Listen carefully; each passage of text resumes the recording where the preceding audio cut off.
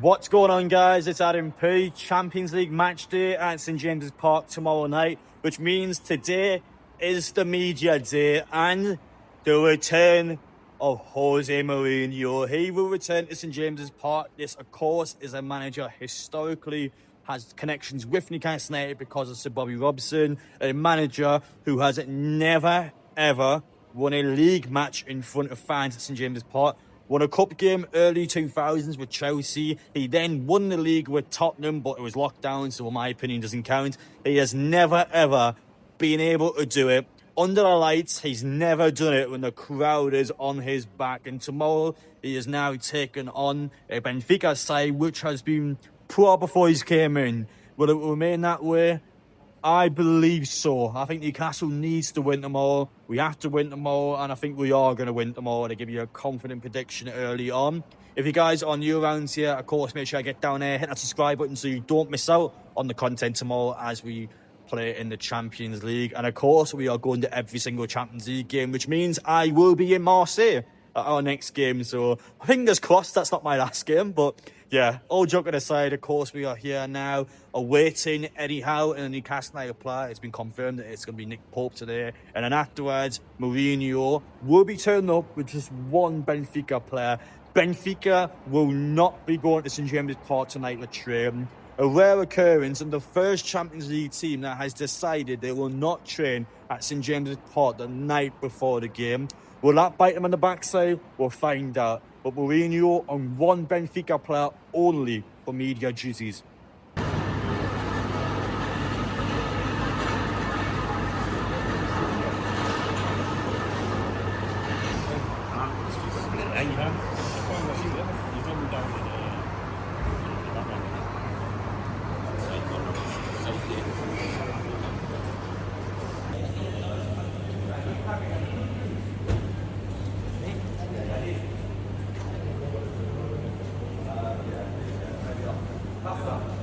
As for the press conference, big one for me. Tonali is touch and go for tomorrow. I'm not going to deny it. When I woke up this morning and I seen the Keep Downey post that Tonali has not been trained with the team, I was a brick in it.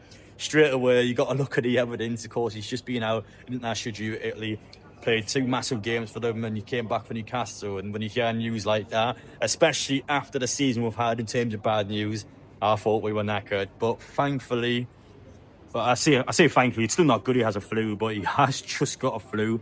Potentially may or may not play tomorrow. Let's just be honest. Let's just get Tonali out of the team for tomorrow. We should be at a stage now where you can leave 1 or 2 big players out and rotate. The point of saying like Jacob Ramsey is that we can put these players in there. Mario, I thought, looked good off the bench against Brighton. Just get these players in there, give them a chance, see what they can do. And I'm telling you now, they'll do a job against Benfica tomorrow. But Tonali, touch and go is the big news.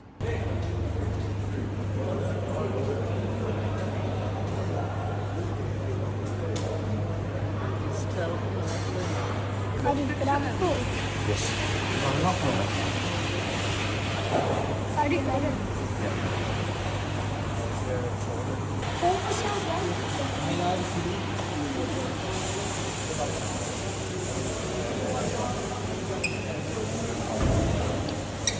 Eddie Howe and Nick Pope have just left the press conference. I have to say, brilliant from Howe. He actually said before going into the conference, I'll come out afterwards now, say hello to the fans, I'll come and see you all. Did just literally, you're talking 90 seconds, signed a bunch of autographs, took some photographs, and just went to his car. It was nice, easy, and fans had that moment to be able to cherish it. Of course, in my lifetime, the best ever Newcastle United manager, the one that was able to win silverware. That was the first time I've actually seen Howe since that cup final as well, so it's great to get a picture of him. It's great once again to be able to see our manager. On the flip side with Nick Pope, now, I can only speak on a personal level, and I'm not here on this video out to bash any of our players, or to bash any staff members of this football club, but gone are the days when you got those open training sessions in Durham, and gone are the days when Kevin Keegan was around the court making sure that every single player was greeting the fans, meeting the fans, and just signing autographs and taking pictures. And it's not even the signing autographs and taking pictures part. Like Nick Pope, both when he got out of his car and when he got back into his car, he never once waved or even looked in the direction Newcastle fans. Completely blanked and not even saying hello. And you could see in the video as well, a young Newcastle fan here and trying to get a photograph, and obviously the security's kind of moving over to stop him doing that. Now, I don't know how things are being his point of view.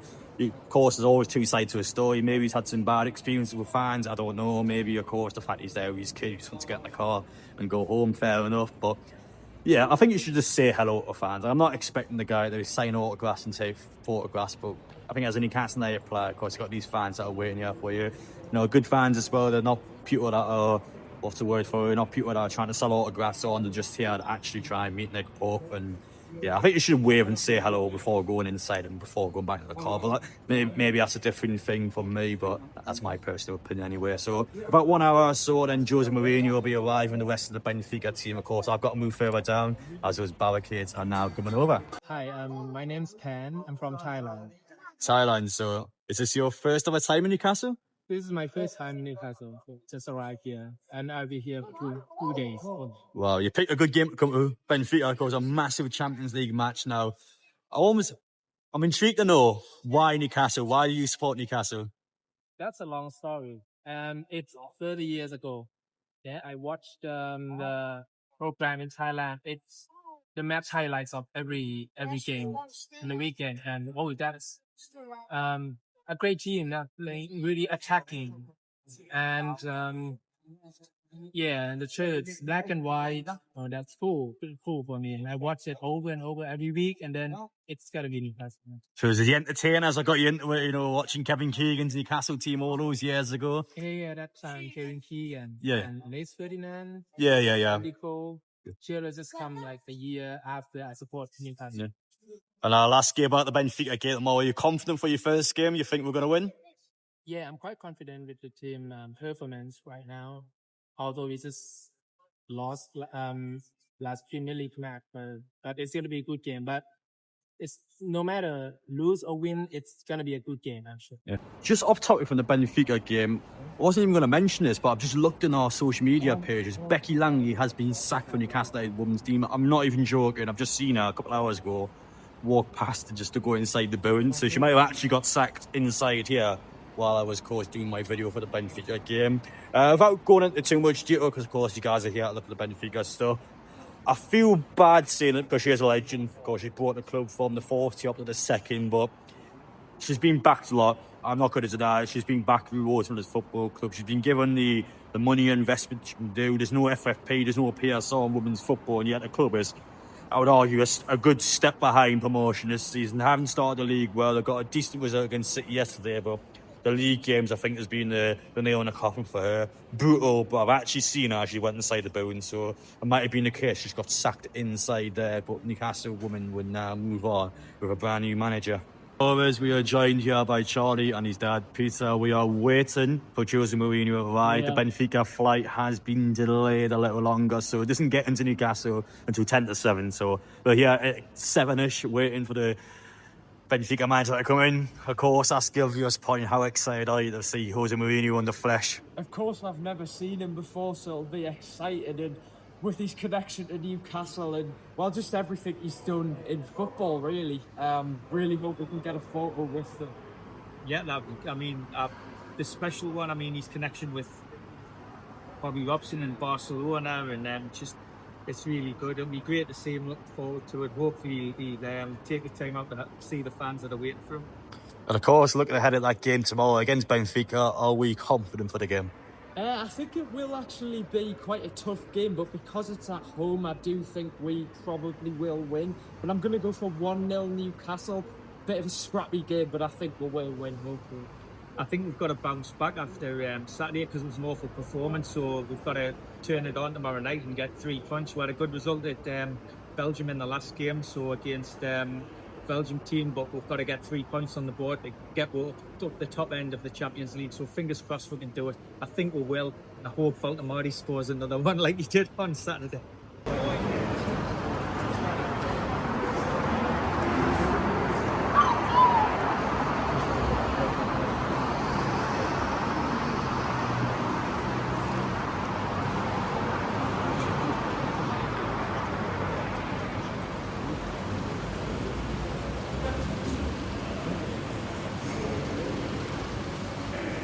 There's a couple of them getting off.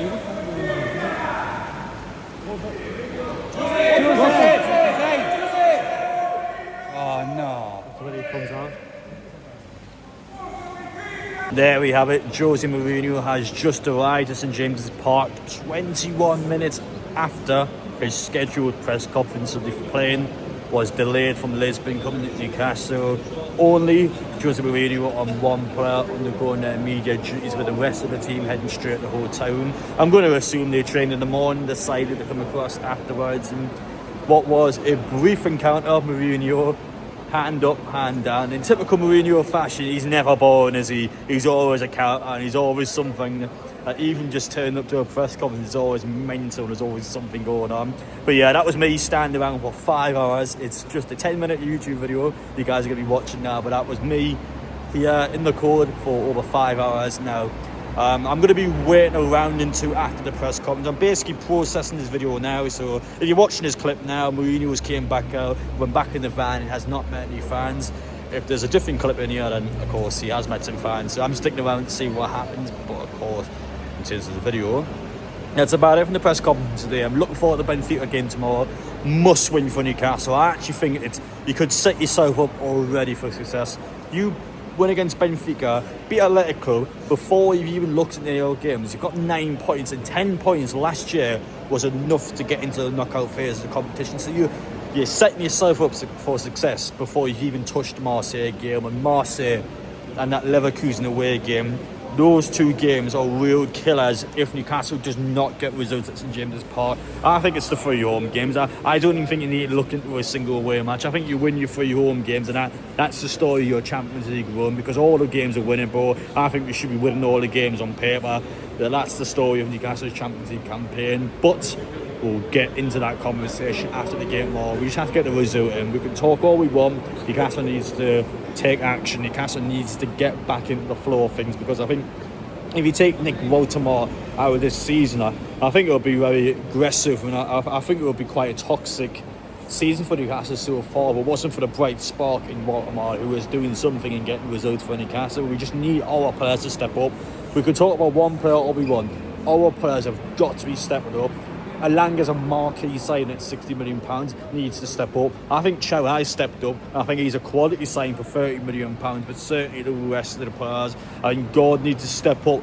Barnes needs to step up. Murphy's the best out-wide attacking option Newcastle's had so far this season, which is, I think, considering the cheapest option, considering he was an actual Rafa Benitez sign under Mike Ashley, he's performing the best out of the other 3. There's over £150 million worth of quality in the other 3 players. They've got to start stepping up. I think with Tonali's illness, potentially him not starting tomorrow, I like some Miley coming in, you got Ramsey coming in, whoever it's going to be, again, needs to step up, because we need attacking players to stand out and to get these results in for Newcastle. I think we can do it tomorrow. I think we will beat Benfica. I think we'll do well. We just have to turn up and do our job. But as for tonight, yeah, it's been a fairly tame enough press conference. Eddie Howe, of course, went into details about Tonali, but other than that, spoke highly about the fixture, and of course, it's just got that story of Mourinho and Bobby Robson being behind it. I'm buzzing to see Mourinho back. I'm happy to see him before, and I'm hoping he has the time to say hello to the fans afterwards. I'm a big advocate of Mourinho. I think Mourinho's actually that manager that's almost like a former Newcastle manager, which is not. He's probably the best example I can think of a manager who has never managed Newcastle, but it feels like he does, because he is just a legend, loves Newcastle through and through, and of course has connections to the football club. So good on him, good on everyone that was here today. Appreciate you watching. Let me know your opinions down below. What do you think the score prediction? What do you think is going to be the outcome against Benfica? Let me know down below. Appreciate your support, and we will see you all in the next one.